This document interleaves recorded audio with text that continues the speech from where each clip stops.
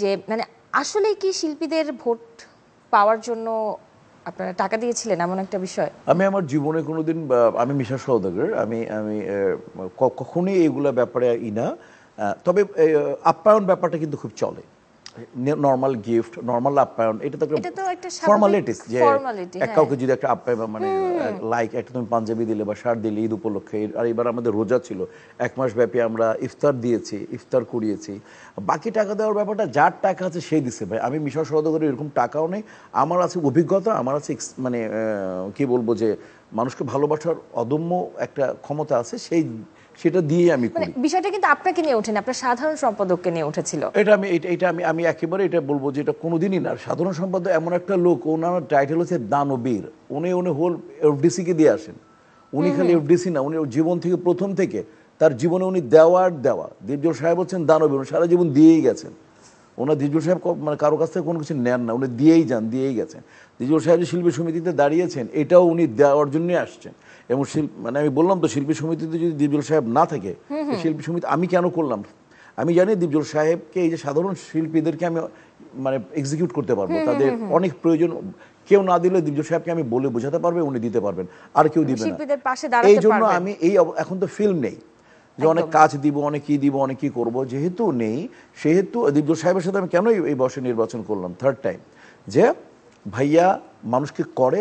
এবং শিল্পীদের আমি যে আমার যে পেশা, যে অভিনয়, এই অভিনয় শিল্পীরা আজকে তো ফিল্মই নাই, কমার্শিয়াল ছবি তো নাই, তো এদেরকে যাতে ভাইয়া করবে, ভাইয়া বললে অ্যাটলিস্ট এদেরকে ভাইয়া করবে, কারণ সে সবাইকে মানে অন্তত শিল্পীদের পাশে একজন থাকবে, এরকম একটা লোক লাগবে। কারণ ফিনান্স ছাড়া তো তুমি কখনো যে কোনো সংগঠনে তুমি টাকা ছাড়া কখনো তো সংগঠন চলবে না। আর আমাদের তো অরাজনৈতিক সংগঠন, অলাভজনক প্রতিষ্ঠান, তো টাকা এরকম মানে পৃষ্ঠপোষকতা থেকেই অর্জন করতে হবে। আচ্ছা, এই অলাভজনক প্রতিষ্ঠানের মানে চেয়ার নিয়ে এত টানাহেঁচড়া কেন হচ্ছে? এটা তো যারা করছে তারা, আমাদেরও টানাহেঁচড়া করি, আমাদের তো কারা করছে, যারা দেখো 2-1 করছে, সবাই তো করছে না। এখন আমি আগেই বলি দিই যে দীপজল সাহেব আর মিশা সওদাগরের ওই শিল্পী সমিতির ওই চেয়ারটা দরকার নাই, ওই চেয়ারটা আমাদেরকে চায়। আবার অন্যদের যাদের তুমি কথা বলবা তাদের ওই চেয়ার প্রয়োজন, আমাদের প্রয়োজন নেই।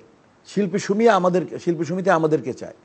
ওকে, আচ্ছা, আরো একটা কথা কিন্তু শোনা গিয়েছিল এবারে নির্বাচনে, যে এবারে নির্বাচনে আপনাদের জয়ের পেছনে নাকি জায়েদ খানের বেশ অনবদ্য ভূমিকা ছিল, বা তার একটা অদৃশ্য হাত ছিল এমন। মানে আমি যখন নির্বাচন করি না, তখন মনে করো যে জায়েদ খানকে তো সেক্রেটারি বানানোর পেছনে আমি, অনেকে সবাই জানে যে জায়েদ খানকে সেক্রেটারি বানানোর পেছনে তো আমার অবদান আছে। জায়েদ খান, আমি ইন্টারভিউ বলে দিয়েছি যে মানে জায়েদ খানকে জিজ্ঞেস করবা যে আমার কি অবদান আছে কি না আছে। তো কাজে হচ্ছে আমি যদি যখন শিল্পী সমিতি যদি আমি থাকি, আমি যদি ধরি হাল, আমার আল্লাহ ছাড়া কারো প্রয়োজন হয় না। আমার সততা, আমার এক্সপেরিয়েন্স, আমার মানুষকে ভালোবাসার যে আমার একটা ক্ষমতা আছে, সেটাই যথেষ্ট। বাট এর জন্য ভালো কিছু লোক চাই। আলেকজান্ডার বউ, জয় চৌধুরী, সিনিয়র কিছু লোক চাই। আমার শ্রদ্ধেয় আলিরাজ ভাই, শ্রদ্ধেয় রুবেল ভাই, শ্রদ্ধেয় রোজিনা আপু, শ্রদ্ধেয় সুচরিতা ম্যাম, আবার আমার সমসাময়িক যারা আছে সবাই আমাকে আসলে যারা সাংগঠনিক এবং কাজ করতে চায়, হ্যাঁ, শিল্পীদের জন্য তাদের জ্যাকি আলমগীর ভাই, সুব্রত ভাই, এরা আমার সাথে অনেক কাজ করেছে একসাথে, তো এরা আমার একটা টিমই আছে আলাদা।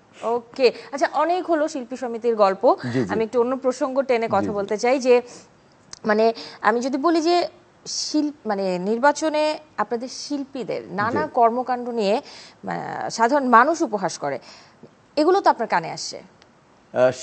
মানে এটা মনে জায়েদ খানের ব্যাপারে সবচেয়ে বেশি হয়েছিল, মানে জায়েদ খানের ব্যাপারে, তাই না? তুমি এটা শিল্পী সমিতির কর্মকাণ্ড নিয়ে উপহাস করে জায়েদ খানের ব্যাপারে, এবং ওইটার জন্য ও কিন্তু অলরেডি সাফারার। জায়েদ খান কিন্তু অতিরিক্ত করে ফেলছিল বেচারা, আর সেটাকে সমিতির বাদ দিয়ে সে বেচারা ব্যক্তিগত কিছু করে ফেলছিল। এই যে অতিরিক্ত যে কোনো কিছু ভালো না, এটা জায়েদ খান প্রমাণিত, আর নাথিং এলস, আর কিছু না।